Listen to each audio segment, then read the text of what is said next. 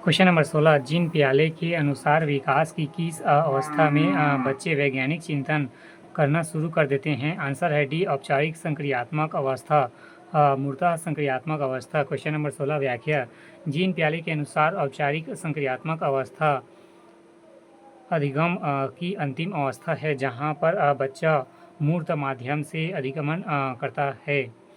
Question number 17 विचार मंथन विधि के प्रयोग से शिक्षक बच्चों में निम्नलिखित में से किसका विकास करता है? 17 आंसर सी रचनात्मक। क्वेश्चन नंबर 17 विचार मंथन विधि के प्रयोग से शिक्षक बच्चों में निम्नलिखित में से किसका विकास करता है? आंसर है सी रचनात्मक। क्वेश्चन नंबर 18 रीता अपनी कक्षा में सीखने के लिए आंकलन और सीखने का आंकलन दोनों का प्रयोग करती है। ए बच्चों के प्रति उपलब्धि स्तर को जानने के लिए। क्वेश्चन नंबर 18 रीता अपनी कक्षा में सीखने के लिए आंकलन और सीखने का आंकलन दोनों का प्रयोग करती है। आंसर है ए बच्चों की प्रगति और उपलब्धि स्तर को जानने के लिए। क्वेश्चन नंबर 19 पूर्व अनुभव के आधार पर संवेदना को अर्थ प्रदान करना कहलाता है। 19 आंसर है डी प्रत्यक्ष ज्ञान। क्वेश्चन नंबर 19 पूर्व अनुभव के आधार पर संवेदना को अर्थ प्रदान करना कहलाता है अप्रत्यक्ष ज्ञान। क्वेश्चन नंबर 20 शिक्षण मुख्य रूप से खाली स्थान कुशल व प्रशिक्षित शिक्षक के द्वारा किया जाना चाहिए। क्वेश्चन नंबर 20 शिक्षण मुख्य रूप से खाली स्थान कुशल व प्रशिक्षण शिक्षक के द्वारा किया जाना चाहिए। क्वेश्चन नंबर 21 शिक्षा नीति 2020 के अनुसार बच्चे के मस्तिष्क के कितने प्रतिशत का विकास 6 वर्ष की आयु के पूर्व हो जाता है? 21 आंसर है ए 85% से अधिक।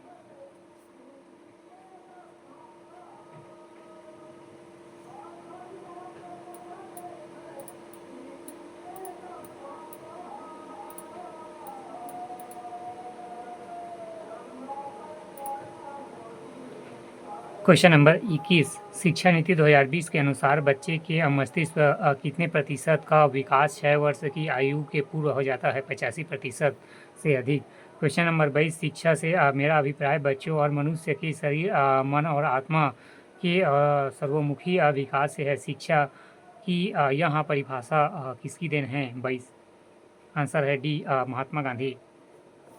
क्वेश्चन नंबर 22 शिक्षा मेरा अभिप्राय बच्चों और मनुष्य के शरीर मन आत्मा को सर्वमुखी विकास से है। शिक्षा की यह परिभाषा किसकी देन है? Mahatma Gandhi. Question number 23 Ivan पालवाद द्वारा प्रतिपादित शास्त्रीय अनुबंध सिद्धांत अधिगम को निम्नलिखित के द्वारा स्पष्ट करता है। 23 आंसर है बी सहचार्य। क्वेश्चन नंबर 23 इवान पावलोव द्वारा प्रतिपादित शास्त्रीय अनुबंध सिद्धांत अधिगम को निम्नलिखित के द्वारा स्पष्ट करता है सहचार्य। क्वेश्चन नंबर 23 व्याख्या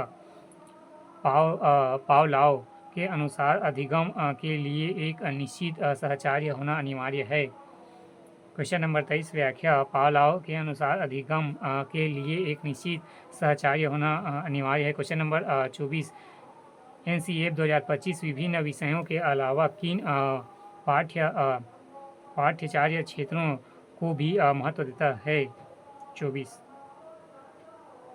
डी उपरोक्त सभी कला शिक्षा स्वास्थ्य और शारीरिक शिक्षा काम और शिक्षा शांति के लिए शिक्षा। Question number 24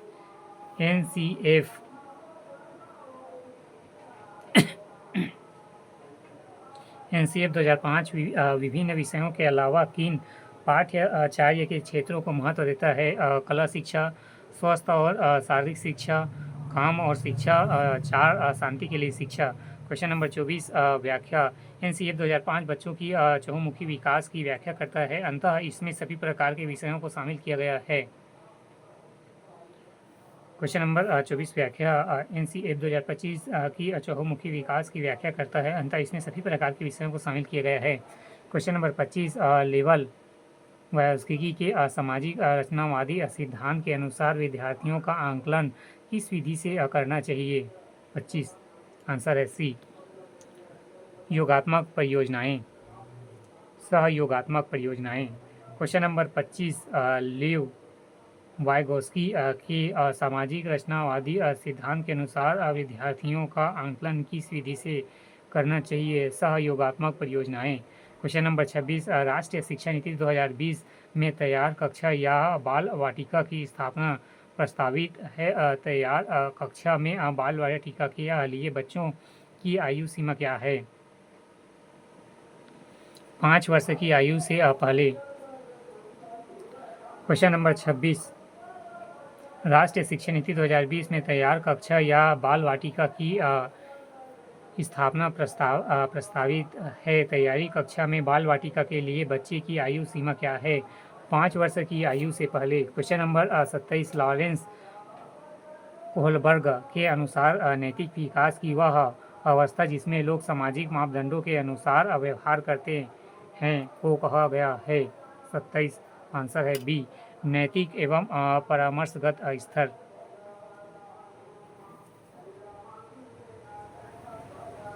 question number 27 Lawrence Kohlberg के अनुसार नैतिक विकास की वह अवस्था जिसमें लोग सामाजिक मापदंडों के अनुसार व्यवहार करते हैं को कहा गया है नैतिक परंपरागत स्तर। क्वेश्चन नंबर 27 और लॉरेंस कोहलबर्ग के अनुसार नैतिक विकास में 3 स्तर होते हैं, 6 चरण होते हैं, जिसमें चौथे चरण में बच्चों की नैतिक सामाजिक मापदंडों के अनुसार होती है। क्वेश्चन नंबर 28 कोहलबर्ग की नैतिक विकास के सिद्धांत के अनुसार एक शिक्षक को बच्चों में नैतिक मूल्यों की स्थापना के लिए क्या करना चाहिए? आंसर है बी, कक्षा में नैतिक मुद्दों की चर्चा करनी चाहिए। क्वेश्चन नंबर 28 व्याख्या कोहलबर्ग के नैतिक विकास के सिद्धांत के अनुसार बच्चों को आपस में चर्चा करनी कर उनके मस्तिष्क स्तर में जांच कर सकता है।